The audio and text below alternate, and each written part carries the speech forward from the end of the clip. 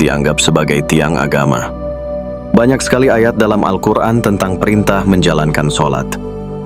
Jadikanlah sabar dan sholat sebagai penolongmu, dan sesungguhnya yang demikian itu sungguh berat, kecuali bagi orang-orang yang khusyuk. Surat Al-Baqarah ayat 45. Dan dirikanlah sholat itu pada kedua tepi siang dan pada permulaan malam. Sesungguhnya perbuatan yang baik itu menghapuskan perbuatan yang buruk. Itulah peringatan bagi orang-orang yang ingat. QS Hud ayat 114. Dan dirikanlah sholat dan tunaikanlah zakat dan rukuklah beserta orang-orang yang rukuk. QS Al-Baqarah ayat 43. Masih banyak lagi ayat-ayat di dalam Al-Quran yang menekankan betapa pentingnya melakukan sholat dalam segala kesempatan maupun suasana. Umat Islam seluruh dunia melaksanakan sholat 5 waktu. Ada dogma sakral tentang kapan waktunya tiba. Dan ada juga rumusan atau runutan tata cara harus begini dan begitu. Semuanya dianggap sebagai pedoman resmi yang wajib diikuti, dan juga dipahami sebagai hal yang menentukan sah atau tidaknya sholat. Jadi sholat dimaknai sebagai ritual penyembahan, melalui gerakan yang sudah ada urutan maupun runutannya, dan juga ucapan atau hafalan-hafalan doa yang sudah ada ketentuannya. Selain sholat, ibadah juga diksi kata dan frasa yang banyak sekali disebut dalam Al-Quran. Ibadah bukan hanya hal yang diperintahkan atau diwajibkan. Bahkan Allah Subhanahu wa Ta'ala menegaskan, Dia tidak menciptakan jin dan manusia kecuali agar mereka mau menjalankan ibadah. Pertanyaannya, apa sebenarnya hubungan antara sholat dengan ibadah? Apakah sholat adalah bentuk suatu ibadah? Apakah dengan melakukan sholat berarti kita sudah menjalankan ibadah? Atau bagaimana seharusnya? Mari kita bahas sambil ngopi. Sholat berasal dari kata dasar shila. Fi'il madi atau bentuk kata kerjanya adalah sholla. Fi'il mudhari'nya yusholli, yushollu atau yusholluna dan seterusnya. Akar makna dari kata sholla atau sholat adalah terhubung atau keterhubungan. Perintah menegakkan sholat adalah agar jiwa manusia selalu dalam keadaan terhubung dengan Allah Tuhan yang Maha Kuasa. Ibadah dan sholat adalah dua hal yang berbeda. Secara makna asli kata, sholat adalah hubungan atau konektivitas. Sedangkan ibadah adalah penghambaan atau pengabdian. Di dalam Quran penjelasannya juga sangat berbeda. Perintah menegakkan sholat di Al-Quran adalah tentang pentingnya seorang muslim dalam menjaga konektivitas atau keterhubungannya dengan Allah Subhanahu wa Ta'ala. Surat Al-Ahzab ayat 56 mengatakan, sesungguhnya Allah dan para malaikat menjalin hubungan dengan Nabi. Maka wahai orang-orang yang beriman, jalinlah pula keterhubunganmu dan berserah dirilah kalian kepadanya. Jika kita selalu merasa terhubung dengan Allah, maka kita pun selalu sadar berada di dalam pengawasannya. Dan karena itu kita jadi merasa takut ketika akan melakukan kesalahan. Hal ini nyambung dengan ayat yang menjelaskan bahwa sholat bisa mencegah perbuatan keji dan munkar. Lebih tepatnya, sholat itu seperti membersihkan kaca cermin atau lensa CCTV, di mana setiap kali kita melakukannya, maka kita bisa semakin jelas melihat diri dan atau merasa dilihat, yaitu merasa segala gerak-gerik kita dipantau atau selalu diawasi. Lantas bagaimana cara umat Islam melaksanakan sholat?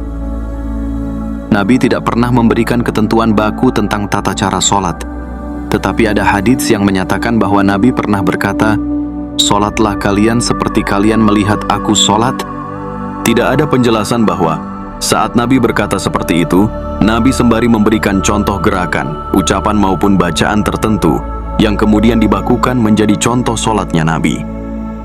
Banyak sekali hadits yang menceritakan tentang sholatnya Nabi, tetapi sekali lagi, tidak ada satupun hadits yang menjelaskan runutan tata cara sholat seperti yang dilakukan umat Islam pada saat ini.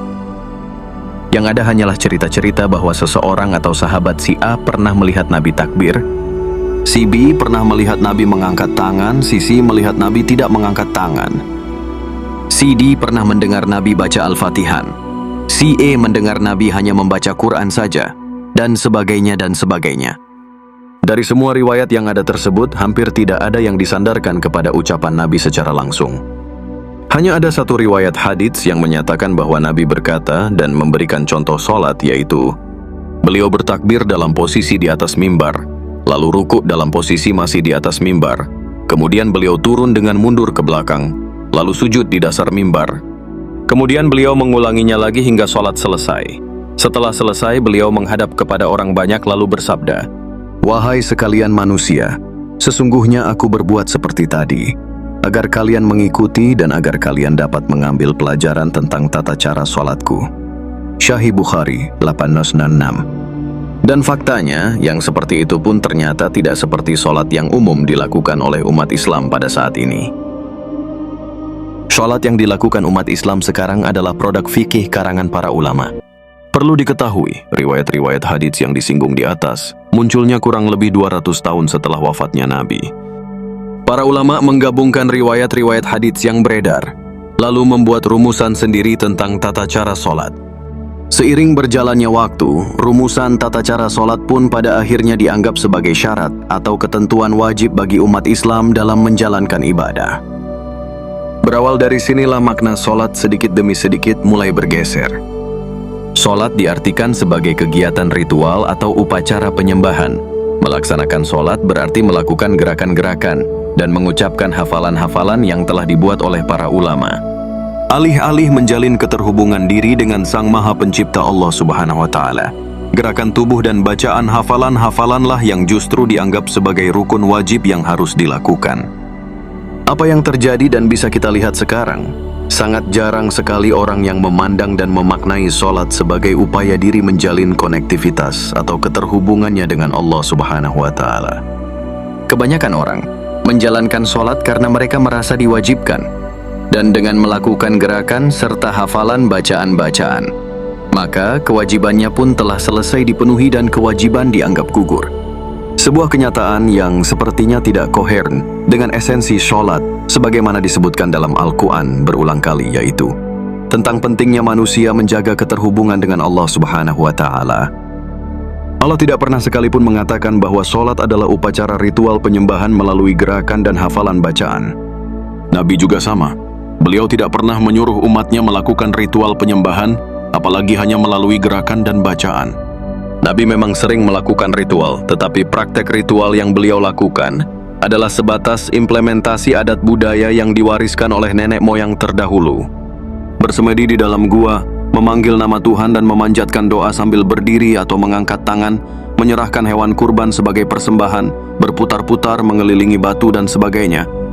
Praktek-praktek semacam itu telah dilakukan orang Arab atau penduduk Makkah secara tumurun-temurun sebelum masa kenabian atau jauh sebelum datangnya Islam. Adat dan budaya ritual penyembahan yang merupakan warisan nenek moyang terdahulu itu juga ada dan dilakukan masyarakat di wilayah selain Arab, termasuk juga wilayah Nusantara. Orang bertapa, membuat sesajen kirap mengelilingi kampung dan hal-hal semacamnya. Semuanya adalah kegiatan ritual yang merupakan simbolisasi penghormatan atau penyembahan kepada Tuhan melalui beragam media. Tidak ada larangan menjalankan ritual penyembahan. Yang dilarang keras oleh Allah adalah menyekutukannya, yaitu menjadikan selain Allah sebagai tempat berharap, memohon doa, terlebih lagi tempat menghamba. Jadi tidak ada yang salah dengan praktek-praktek ritual keagamaan. Faktanya, dalam banyak kesempatan Nabi sendiri juga melakukannya dengan berbagai macam cara, disesuaikan dengan adat budaya yang ada. Tapi sekali lagi, semua itu sebatas pelaksanaan adat budaya atau mengikuti kebiasaan yang dilakukan masyarakat saja, bukan perintah dari Tuhan. Tentunya tidak dapat disebut sholat ataupun ibadah. Anjuran agar melakukan ritual atau penyembahan tidak pernah ada dalam Al-Quran. Kalau perintah menegakkan sholat dan perintah agar manusia beribadah ada banyak sekali ayatnya. Kalau kita membuka kamus bahasa Arab yang paling populer di dunia seperti kamus Al-Ma'ani misalnya, ritual agama atau penyembahan, bahasa Arabnya tukus, dari asal kata atau huruf toqof sin. Dan setelah saya mencoba mencari-cari kata tukus di dalam Al-Quran, ternyata saya tidak menemukannya walau satu kata pun. Padahal kata tukus sangat umum dipakai masyarakat Arab pada kalimat-kalimat yang menjelaskan hal-hal terkait praktek pelaksanaan ritual keagamaan. Tapi kenapa Allah tidak menyebutnya di dalam Al-Quran? Kenapa Allah tidak menganjurkan atau menekankan pentingnya manusia melaksanakan tukus atau melakukan ritual keagamaan? Dan anehnya, kenapa kata sholat dan kata ibadah dalam Al-Quran tiba-tiba diartikan sebagai pelaksanaan kegiatan ritual? Bukankah Allah sengaja tidak memilih kata tukus atau ritual penyembahan dan lebih memilih kata sholat yang berarti keterhubungan serta kata ibadah yang berarti pengabdian? Sholat adalah tentang keteguhan dan kesadaran diri dalam menjaga keterhubungan itu. Sholat bukan tentang gerakan teratur yang dilakukan, dan bukan pula tentang ucapan hafalan tanpa pemahaman dan pendalaman makna. Nabi melakukan sholat dengan berbagai macam cara, pada suasana, situasi dan kondisi yang berbeda-beda. Tidak pernah ada ketentuan baku mengenai tata caranya. Namun pada intinya, konektivitas atau keterhubungan antara manusia dengan Tuhan adalah sesuatu yang penting untuk selalu dijaga. Melakukan sholat berarti menyadari bahwa diri dalam keadaan terhubung kepada Allah Subhanahu wa Ta'ala. Selalu berhati-hati, karena merasa segala sepak terjang dan apa yang akan dilakukan selalu dalam pengawasan Allah Subhanahu wa Ta'ala. Sholat adalah sesuatu yang sangat amat penting dan merupakan tugas fungsional pokok bagi setiap muslim.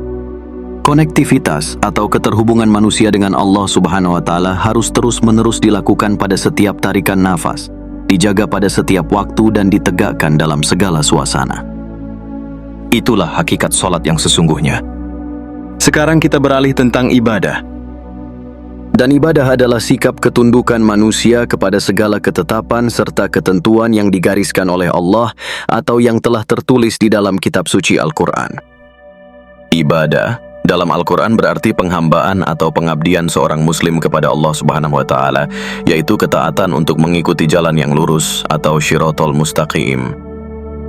Dijelaskan dalam surat Yasin ayat 60 dan 61. Bukankah aku telah berpesan kepadamu, wahai anak cucu Adam, janganlah kalian beribadah kepada setan. Sesungguhnya setan itu musuh yang nyata bagi kalian. Dan sekiranya kalian beribadah kepadaku, inilah jalan yang lurus. Lalu apa yang dimaksud dengan jalan lurus atau syiratal mustaqim itu? Penjelasannya ada di Al-Quran surat Al-An'am ayat 151-153. Katakanlah, Muhammad, kemarilah. Aku akan membacakan apa yang diharamkan Tuhan kepadamu, yaitu janganlah mempersekutukannya dengan apapun. Berbuat baiklah kepada kedua orang tua, dan janganlah membunuh anak-anakmu karena kemiskinan.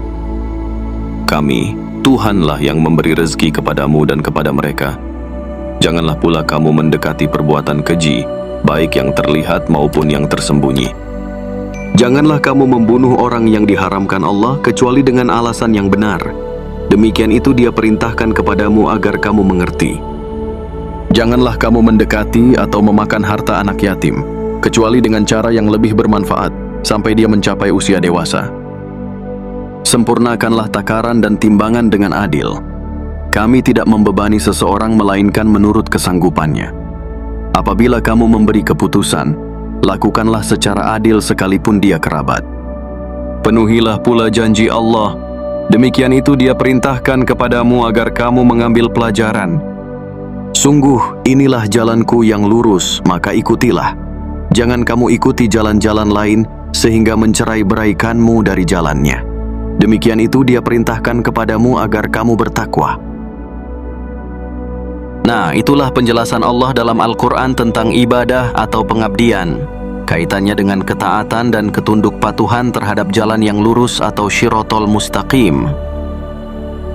Jadi, ibadah adalah tentang sikap dan laku keseharian setiap manusia, tentang ucapan, tentang kejujuran, tentang empati atau kepedulian, tentang keadilan dan kebijaksanaan.